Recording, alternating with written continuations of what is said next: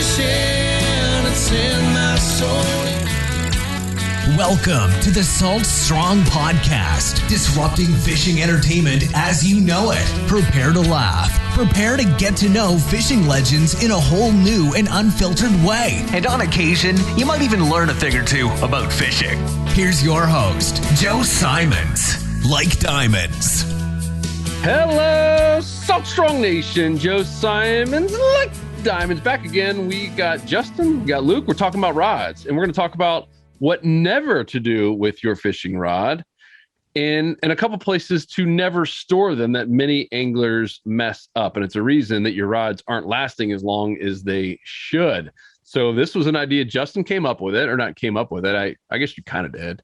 But we get a lot of questions, and Justin's like, man, I keep hearing some of these questions about, should I store my rod in my boat? Should I store it in, outside garage? Should I store it in the AC? How do I make it last longer? How do I store it? How do I transport it? Right? Because that's another area that we did a podcast on in the past about where rods tend to break and why. And so we're going to talk about all of that here on this podcast. So Justin, take it away. Where do you want to start on this one? Storage? I'm going to make it a little weird. We're going to see if we can put that camera over here.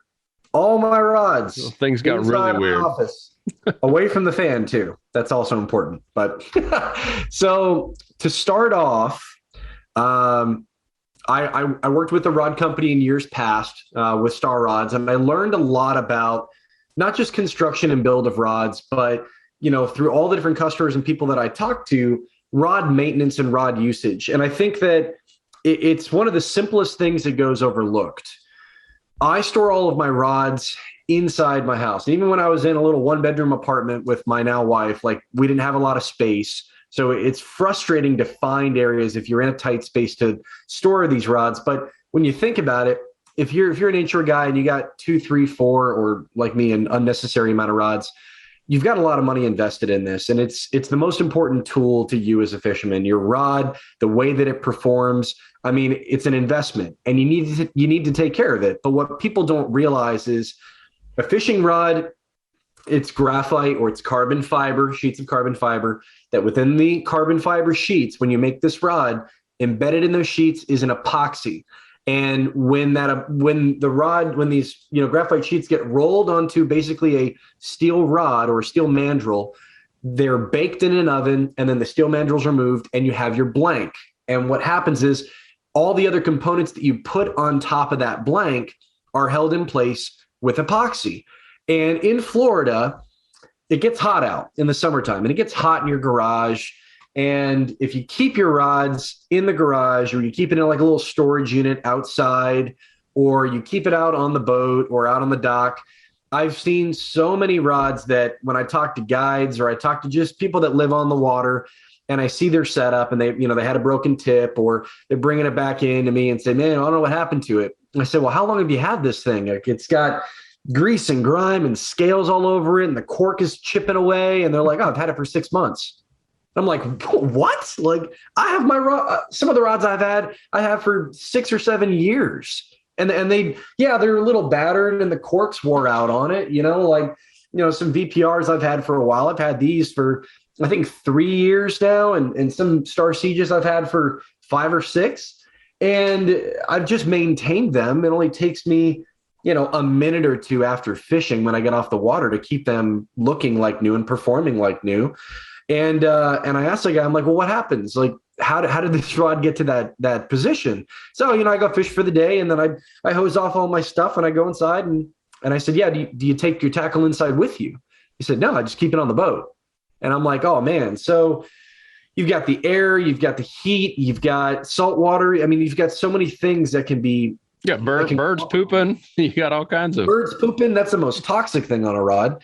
And I tried to explain to a lot of people, we take for granted because we think things are really durable. You spend $200+ on a rod and you think it can, handle having a piano dropped on it. And that's not necessarily the case. Epoxy can wear down. If you think about when people want to swap out the tip on a rod, what do you use? You use a lighter and a little stick of epoxy, and you burn that tip for a second, pull the tip off, and put a new tip on.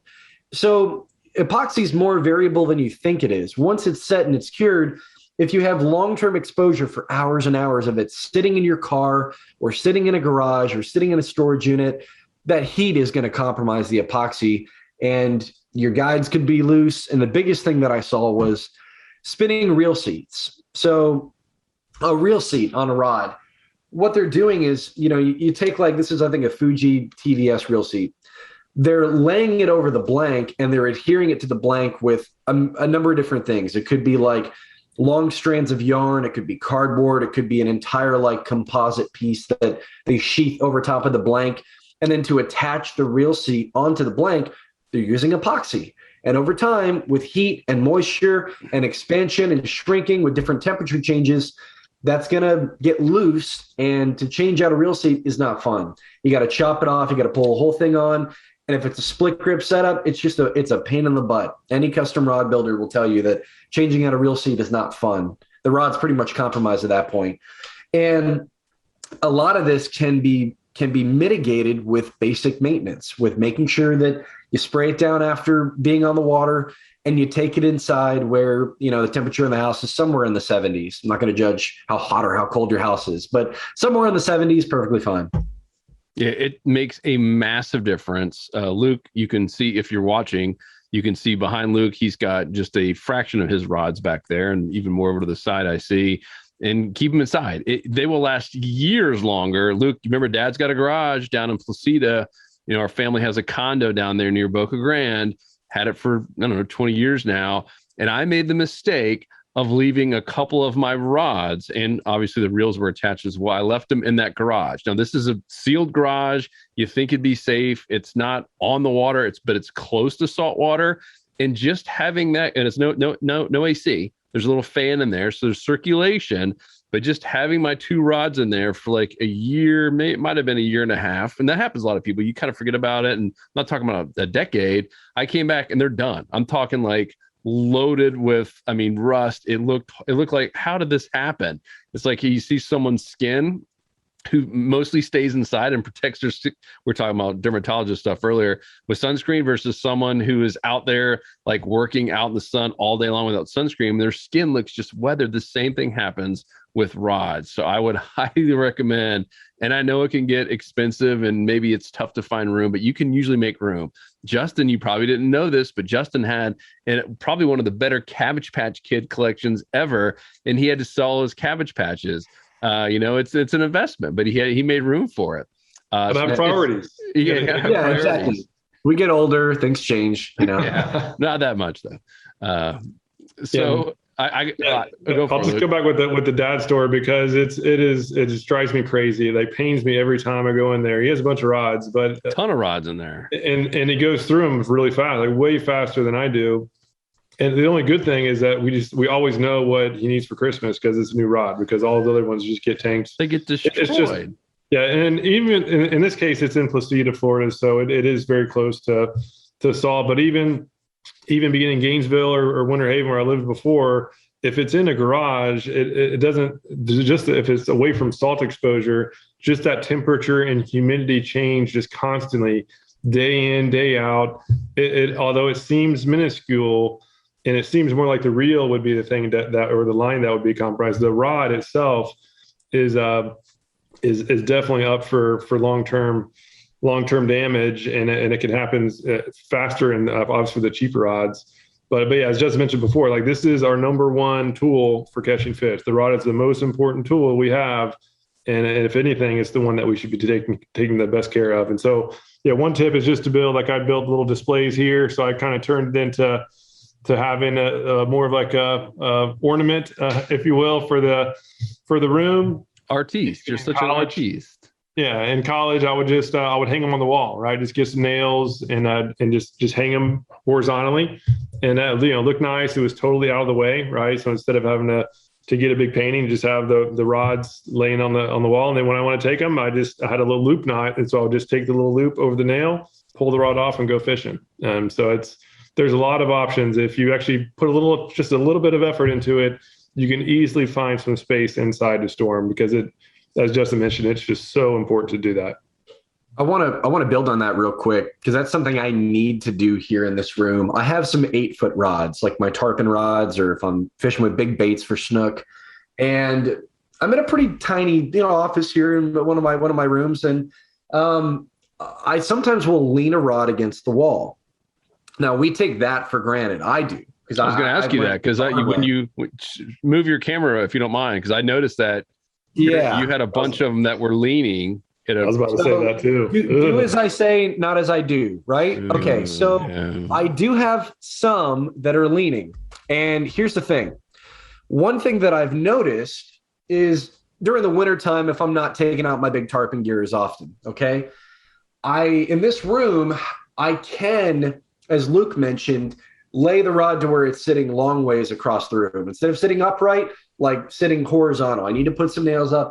Richard has the same kind of setup in his room. And the tip that's always sitting on the wall, even though I'm in a temperature controlled environment, if there's any sort of weird pressure, sometimes I'll look at the tips of my rods and they're off center, ever so slightly. And it drives me nuts. I'll look and I'm like, man, I haven't used that rod in forever. Why is that tip off? Well, because it's been laying in a certain position at an angle. And over time, even though I'm in a 70-degree-ish house, that tip is now not the way it needs to be. And it's so subtle, it would drive me nuts. And I need to do it. I'm looking at it right now. I'm trying to make sure that they're like at an angle and they're not having a lot of pressure on them. But me, myself, like I just realized that. And I don't know how many other people out there realize, try not to lay your rods with a tip against the wall because they may deform. They're at that last guide, at that last tip, maybe off center. I have one with a bait cast rod I need to do as well, and just take off the tip, re-epoxy it, and get it centered and straight, and never do that again. So what do you recommend? Getting something like Luke has where they're just straight up? Justin? A rod rack in general is the best way to go about it. I've got awkward reels. I have conventional and spinning reels on my rod rack.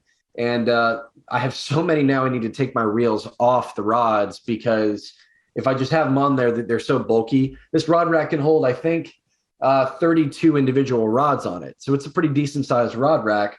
Luke, your do-it-yourself rod rack was really detailed. And I don't know how much you had invested in that, but not a lot. Not as much as your Cabbage Patch Kids. That's I got nicer wood because this is in like a main room. So I got some like nice oak wood. So it'll cost like maybe $60 or something like that. Obviously going to a lower end wood would save some money. But there's so many just pre-made rod racks. Like I got one on Amazon that I have for just the rod blanks themselves, just ones that I haven't used in a while and that I'll probably use for casting contests and stuff.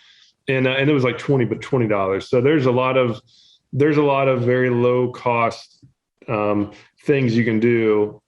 The lowest cost is to hang it on the wall. All right. It's literally the cost of 2 nails and some mono string. Like it literally will cost you 10 cents to hang a rod if you want to. It takes a little bit of time. You have to tie it and measure all the lengths of the line. So it takes a little bit of time, but it costs nothing. But you don't want it to be bowing where you have, you're hanging it up like on just the far ends, right? Because then you're kind of back to Justin's thing where it's leaned up against the wall at a bad angle. Yeah, the one strand would come in around the reel seat. That's where most of the weight is, right? The reel would be on there. And then the other one I would do probably like maybe a third from the tip. And that way the rod just needs to be, basically when you look at it, if the rod is bending, that's a problem, right? You don't want that rod to be bending. So you want it just to be laying out nice and straight. And I did the same thing with my fly rod, right? 9-foot fly rod, don't have 9-foot ceiling. So you have to hang it vertically. And so that one, I just had three nails and 3 lines connecting to it so that rod was just nice and straight. It's really not rocket science. The key thing is just really keep it indoors and just keep them where they're straight. And like Justin said, like no twisting, long-term sitting, and that could, again, the damage will be slight. They're not ruined, but you're just harming the most important tool in the toolbox, which is a problem. Yep. Yeah, it's just the tip guide that's the problem, is when it's the pressure. Like if it's inside temperature controlled and there's always a little bit of a flex on the tip, I mean, the rod is baked. The epoxy and the graphite itself of the rod is not going to be compromised. It's the positioning of that guide. And again, like that was relatively new for me. I don't know if you guys had experienced that before by leaning rods, but I saw that and I was like, man, this is with like 2 or 3 rods I got to now redo the tip on. I guess that's a good lesson for me because it's just the tip. I can fix it, take it off, re-epoxy it. But man, I can't imagine like, I don't know. It's just another thing on the laundry list I got to do now. Another side note is in college, I was in Atlanta and I couldn't afford artwork like this beautiful Marlin painting here behind me. And Luke was the first one to do it. You did it in Gainesville where you're hanging up the rods. And I started doing it, and I noticed that I attracted more girls into my life. So the dating scene got much better, and I had really cool artwork, saved money on not having to buy paintings, and everything worked out pretty well. So let's move on to transportation. So we got the storage part of it, right? I mean, I would say it's a must do. Like keep it. And here's the only exception I've seen where it might make sense, like fishing guides. Like the guys and gals who are out in the water every single day and they're getting free stuff sent to them and doesn't really matter. I like Hollywood, for instance, they keep a lot of their rods, not outside, but in a kind of a somewhat temperature controlled trailer, but it's still technically outside like a hot garage, but you're lucky as a guide having random newbies fishing on your boat 300 days a year to have a rod last, years. And it doesn't happen. But for everyone else, store it inside, find a place, even if it's up on your wall, even on your ceiling, right? I mean, like that retractor rack thing that we had a while back. I mean, that there is an amazing amount of areas in your house that are being underutilized and you could find a way to put a rod in there. So definitely do that. And then don't store them like Justin had where they're at a horrible angle where there's either a bow in it or that rod tip. I mean, that's really crazy. I'm glad you mentioned that. They could actually start shifting over time. Especially for us that, for a lot of us don't fish as much as we want to. It doesn't take that long for stuff to start moving and especially in the heat. Gosh, it's horrible. So talk about storage. We mentioned this. I'm sorry, not storage, transportation. We talked a little bit about this with that guy, Brandon from Black Pelican, where he was saying, a lot of the rods that he gets to get returned, it wasn't from the damage of, hitting a fan or anything like that. A lot of it was in transportation, people either slamming it in their truck door or trying to jam it in an area where it shouldn't have gone. What are your thoughts there? You worked at Star Rods for many years. What did you guys see in terms of rods being damaged and not lasting as long? Throwing it in the back of the truck and riding on. I mean, just right there. Let it. All those little micro impacts over time. All it takes is one good bump and to have a fissure or a crack in a rod that you'll never see. And you go to set the hook and the first, 4 inches of the tip is snapped off. And they're like, oh man, I snapped it on a fish, set the hook, big fish. I'm like, yeah, but there's lots of people that set the hook on fish all day long and don't break a rod. So what potentially caused that? Because most of the time it's not a manufacturer defect. A lot of these rods go through stress test before they ever make it into production and in somebody's hand. So it's not the blank itself. It's something that happened to the blank. It's an external factor. So, I've been guilty of it. Just like with laying the rods, I've put the rods in the back of the bed of my Tacoma. And for long distance trips, my dad's like, oh, we got to get a towel. We got to wrap the tips in a towel and bungee them down so they're firm. And that's okay. That's better than just letting them bounce around. But even as uncomfortable as it is, even with 8-foot rods, I still do try to keep it inside of my vehicle when I'm traveling. Makes it uncomfortable with the passenger if I have another person riding with me on a trip. But it's better to, when I have $1,000 worth of rods riding with me on a trip, I need to make sure that it's not gonna break. I'm not gonna have an issue before I even get to the ramp. Another thought is I had this happen to me earlier this year. I have a very specialized offshore rod for slow pitch jigging. It's a crazy technique, and these rods are hard to come by. They're very expensive. And I was going on a trip dedicated for that type of technique. And I think I had my jig tied up to the rod in the rod holder while we were making a 50-mile run offshore. Little did we know the jig came unloosed from the rod in the rod holder while we're bouncing the waves. And the rod was bouncing around, and I lost one of my guides before we ever even got out to the ground. And I thought, well, maybe I could still use it. Maybe it'll just skip a guide, and I couldn't use the rod for the day. I was like, oh my gosh, all this preparation and work just because I wasn't mindful about having a weight or a jig that can potentially bounce off and swing around and cause ruckus on the back of the boat. And shame on me, I couldn't even use the most expensive tool I brought out there with me. And I still caught fish, but I could have caught so much more fish or a bigger fish or worked my jig differently if I had just taken the preventative measure on my end and removed the jig altogether before we ran. Can you explain the ruckus? The ruckus? I could probably make a whole dance around what it looked like about that jig flying around everywhere. I didn't hear no ruckus. Do you remember what movie this is from, Luke? It's a movie quote from somewhere. I'm trying to think of what. This is a good old school 80s movie. There's a principal coming in to see some people in detention, and he came in because of a ruckus. The Bueller? Just watched it. Who made the ruckus? Hey, can you explain the ruckus, sir? That's I was thinking Bueller. No, it was Bueller, right? No. What was it? What? No. Breakfast Club. Oh, Breakfast Club. That's right. Yeah, old school. I got Molly Ringwald and that was a great one. All right, back to the transportation, because Justin mentioned it, but I think this is super important. So it's not just jigs. If you're using any weight, especially Carolina rigs, if you're using a Carolina rig and that's where a hook is down and you secure the hook to like the hook keeper, and then you have a weight, say 12 inches or 24 inches above the hook.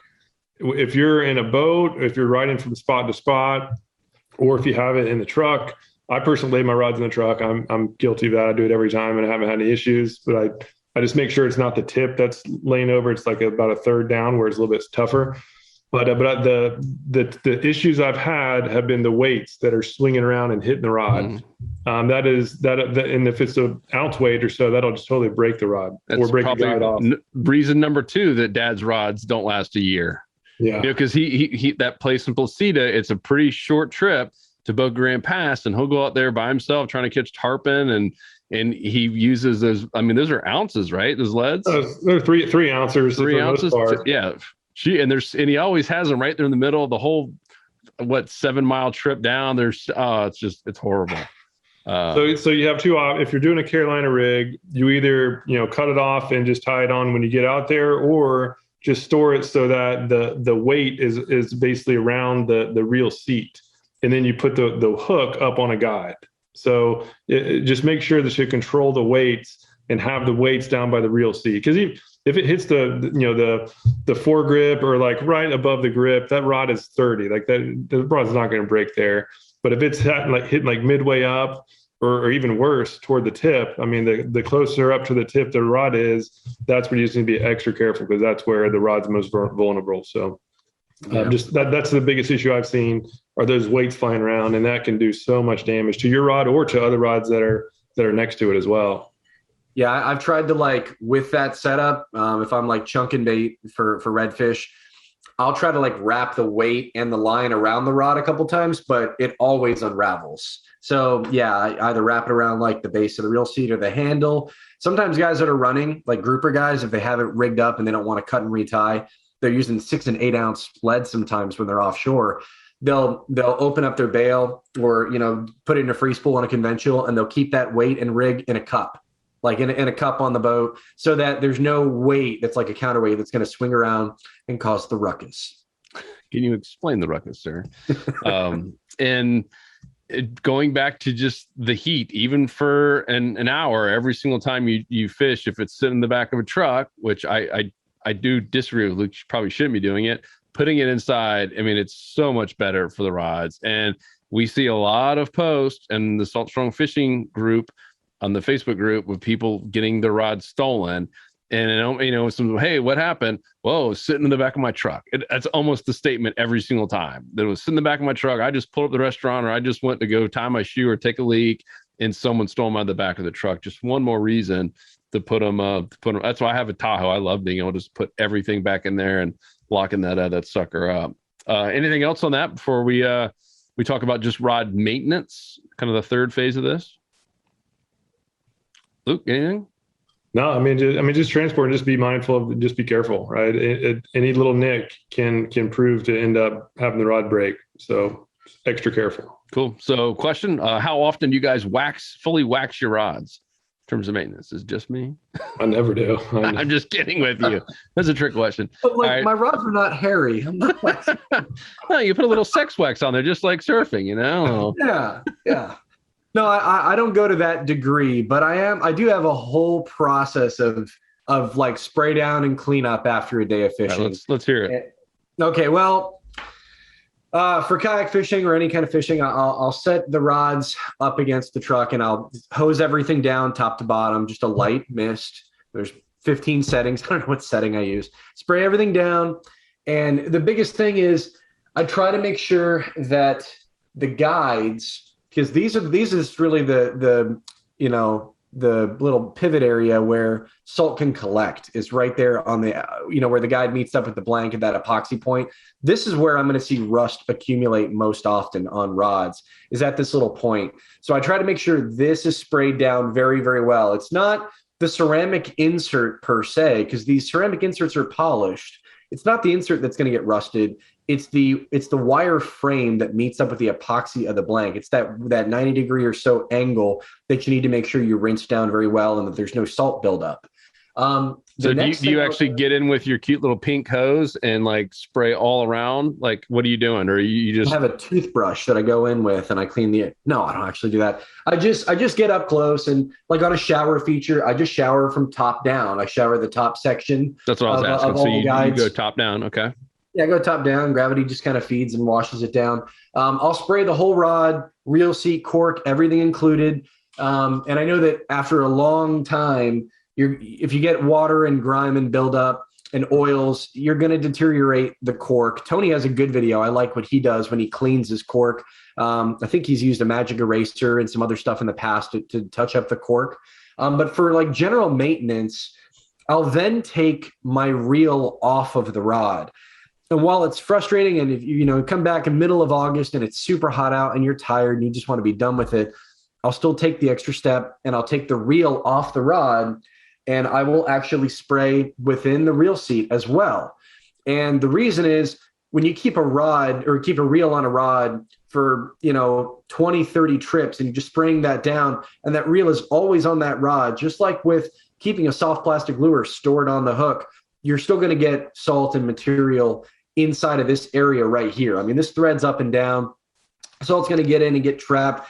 And when you finally go to take the reel off the rod and you've had it out there for 30 trips, you need the jaws of life to remove the reel off there. It gets stuck pretty aggressively. So like when I'm jigging offshore and I'm going for 20-pound tuna or 30-pound amberjack, and I put a lot of heat and a lot of pressure there, and I don't take the reel off the rod.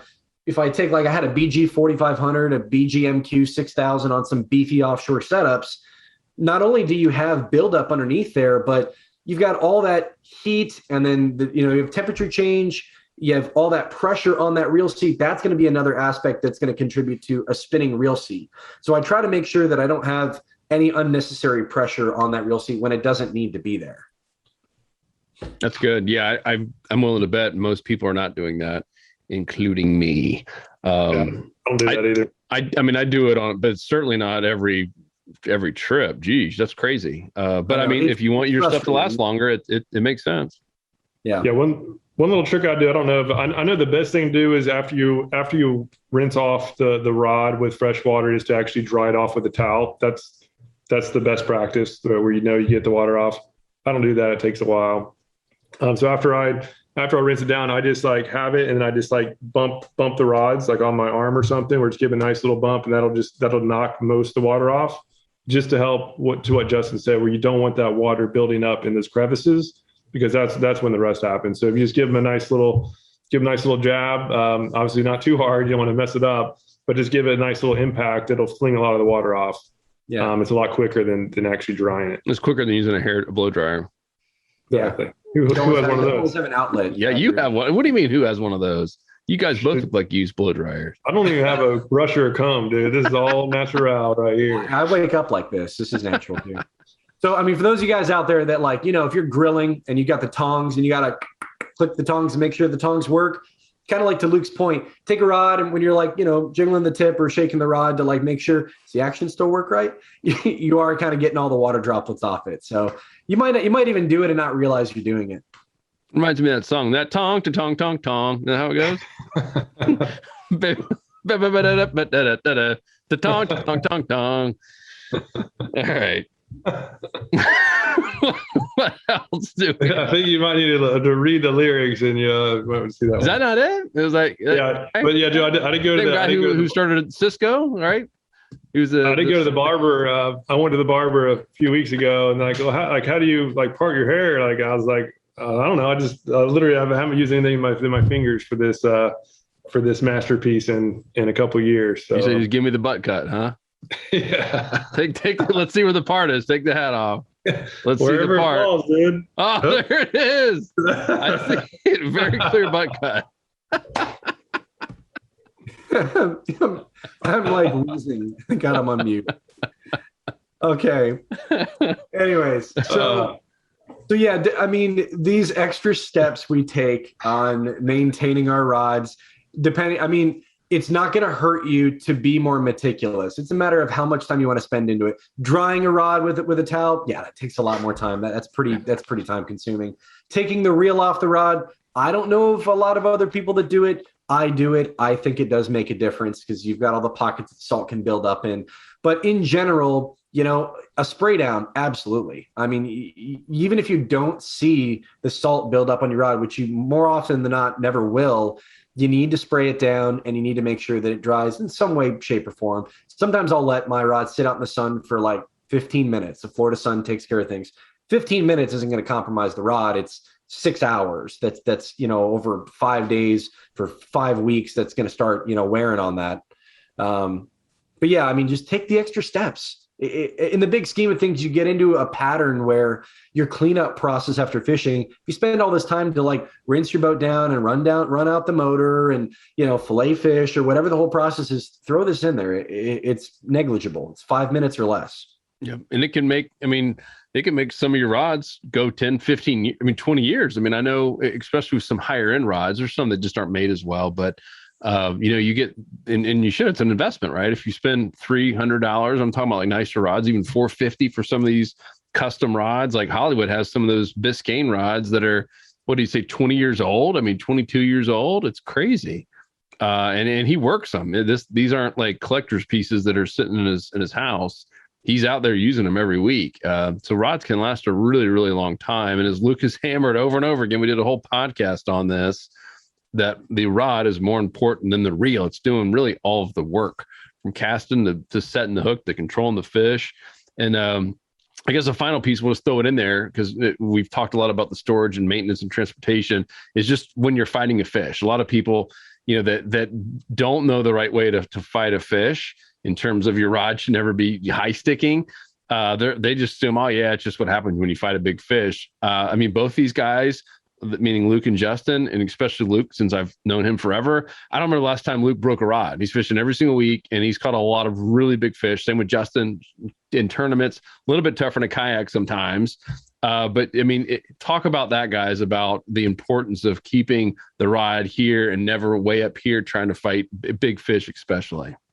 Yeah, the 90-degree rule, never have more than 90 degrees of the rod to where the line is going, to where the fish is. And if you do that, you should not. If you do that and you haven't nicked your rod, it won't break. I've only broken one rod in my life while actually using it, and it was a fly rod. I was practicing the double haul. I guess I think I must have double hauled a little bit too hard, and the actual rod broke in the middle at one of the junctions. But yeah, never broke one while fighting a fish or anything. And it's because just always obey that 90-degree rule. Like when the times I've seen it happen, or when a fish is running under the boat and it's like human reflex, I got to jerk it out and not let it get under the boat. That's when it breaks, because now the fish is directly below you. Now your rod is up, right? Now 90 degrees, now you're 180. That's goodbye. See you later rod. If it's a nice rod, right? Like you can go get one of those non-breakable ugly sticks or whatever, the wet noodles we call them, and it won't break, but you just won't feel anything. Like for those rods, the rods that can withstand that big torque, those aren't the sensitive rods that you should be using. It's going to really decrease the amount of fish you catch.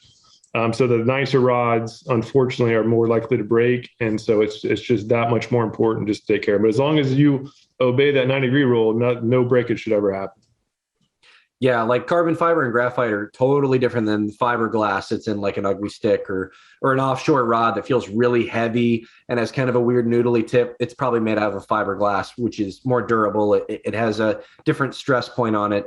But yeah, the tip is not what's used to fight the fish, right? The tip is what's used to impart action in your lure. It's the backbone that you're putting pressure on, and you really get the most amount of pressure when you're fighting a fish when you have a rod more at a 45-degree angle or at a lower angle, anything lower than 90. Like this is the red zone. If you're fighting fish where the rod's straight up and the tip is bent out, doesn't matter whether the fish is way out or the fish is close to you, you're not fighting that fish effectively either. So it's not just about protecting the rod. It's about, knowing how to fight fish too. So just keep that in mind. Like the top 2/3 of the rod are not really what's applying power to your fish. That's why guys that go fish for tarpon, they always, end up having a really low angle and they pull sideways. They're not even pulling up when they're wanting to put a lot of heat on the fish because they know that all that power is there at the butt section. That last or the first third from the reel seat, that's where all the power is coming from in a rod, not the tip. Even if you have a stiff tip, that's not really what's embedding the hook on a hook set. It's not what's turning the fish's head. It's way, way, way down on the rod. Yeah, and for those listening, the 90-degree for not a geometry major or whatever, it's really as soon as the tip of the rod is pointing back toward the butt, even slightly, but especially if it's really pointing back down toward the butt, you have a big problem. That tip should always be the furthest away from the butt of the rod. So, and as Justin said too, if you're fighting a big fish like a tarpon or whatever, that was a problem that I did that Captain Hollywood corrected me on. As I was fighting, I was kind of not high sticking, but I was keeping like the 90-degree waiting on the jump so I could bow to him. And he's like, "Oh no, you got to fight the rod, like fight the tarpon with the butt, not the tip." And then so I started doing that 45-degree.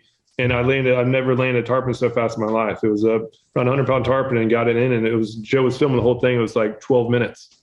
It was insane. And I've never had anything close to that before because I was trying to fight with the tip. And in reality, that power is in that butt section. Yep, that's awesome. One other final tip, and actually I'll ask you, Justin. So fill in the blanks. One of the most basic, I'm really going to kind of get this way. Cane blank, fill in the blank. Some of you fish with. Pole, yeah. Cane pole. Like cane corso, like the dog, like cane. Because I'm talking about the terminology on. Luke already knows where I'm going with this. So cane pole, right? Cane pole. Well, you guys in a couple weeks going to a mud hole to do what kind of building? Fill in the blank. You're doing what is it? A blank building course. Fishing rod building. Yes. So here's where I'm going with this. There's a lot of power in how you communicate with your rod. Stop calling it a pole. This is a big deal, right? And we had a fellow on the team for a while there, and he kept calling it pole, and things started breaking. That's all I'm saying. You call it a fishing rod. Poles are for cane poles and like little kids. There's a reason they call it rod building, right? Custom rods. You don't custom poles. What happened at Star Rods? You get fired on the spot, right? You start calling stuff poles. You're not allowed to. You'll be kicked out of the meeting. It's not. Is the company called Star? Fill in the blank. Star pole. Star pole. Oh, what are you guys building? Cane poles over there? Where do you get your sugar cane from? So that's another one. I'm telling you, it's detrimental to the rod, to the entire integrity. It starts falling apart. Biggest cause of rod depression ever out there. Yep. There's nothing worse than having to go buy pills and put it in the butt of your rod to make your rod feel better. What has happened today? This one's getting out of control. We need to go ahead and end this one. All right, guys. Well, hope that was enjoyable. I hope you got a little bit of fun out of that. We wanted to make this fun because talking about rods, not to be confused with poles, and storage and all that. It can be dry sometimes, but it's so important, right? Because this is not as fun, as exciting as going out there and catching a monster fish, but it's so critical to doing it. And it's one of the most important investments you'll ever make. And so if you like this and you want more of this and you want to save a lot of money on your rods and reels, come join us in the Insider Club. I mentioned Mudhole earlier. We've been building a custom rod for our members. This will be for members only. And we're trying to get this to the point, because we're cutting out every middleman possible. There'll be no retailers. There'll be, the only distribution will be us and our website. And obviously, Mudhole, who's manufacturing these rods. And so we're going to be able to cut out all of the excess fat and give you guys what we consider the absolute best inshore saltwater rod. This is not for bass fishing or even doing your deep jigging stuff. Justin, this is for catching inshore slams. It will be the best rod ever, and it'll pay for your membership just with this rod alone and the rod savings. Because when it's our stuff, we're allowed to give even more than 20% off. I will just give you a hint.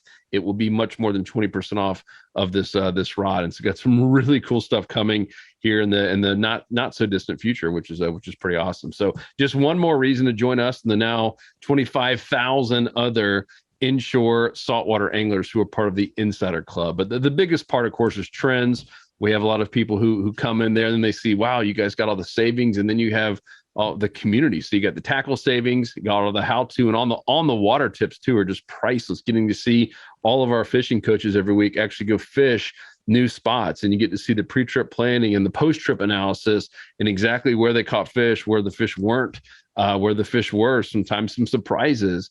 And there's nothing better than seeing someone on the water actually, putting it all onto action. So come join us if that sounds exciting to you and you love a private community of thousands, tens of thousands of now anglers who are helpful and generous with their time and what they share. Then come join us.